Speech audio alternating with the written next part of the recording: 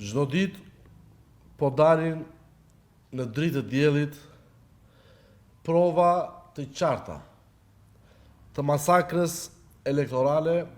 që vërtetojnë para të gjithë shqiptarëve se si narko-regjimi tjetërsoi në mënyrë mafioze dhe të dhunshme vullnetin e lirë të qytetarëve, duke shkallmuar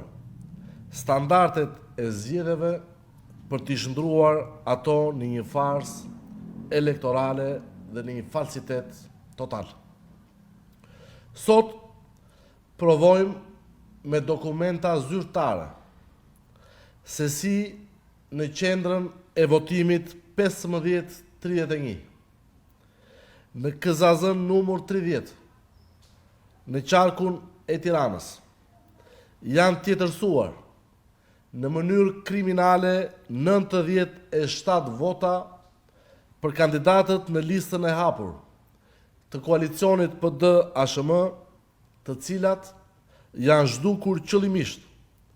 në proces verbalin përfundimtar të kësaj KZZ-je, ose më sakt janë vjedhur në tavolinë nga komisionerët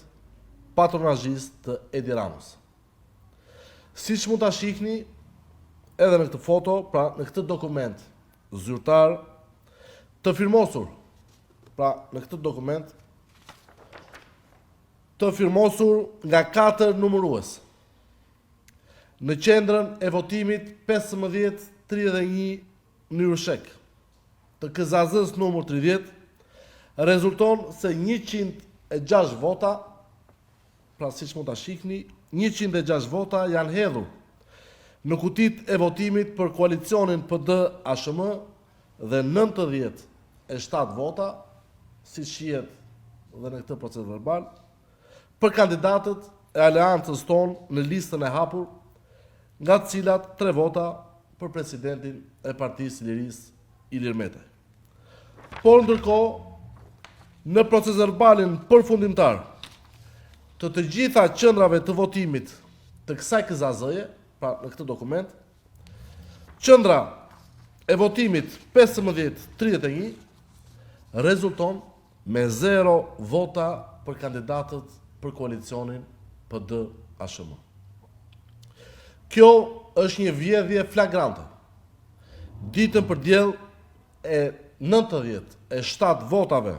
në Tiranë dhe një provë më se e qartë e masakrës elektorale që ka ndodhur në 11 maj. Kur vetëm në një qendër votimi në Tiranë vidhen 97 vota, imagjinoni se çfarë ka ndodhur në qendrat e votimit në qytetet e tjera të vendit dhe kudo tjetër. Tani më është fakt se 11 maj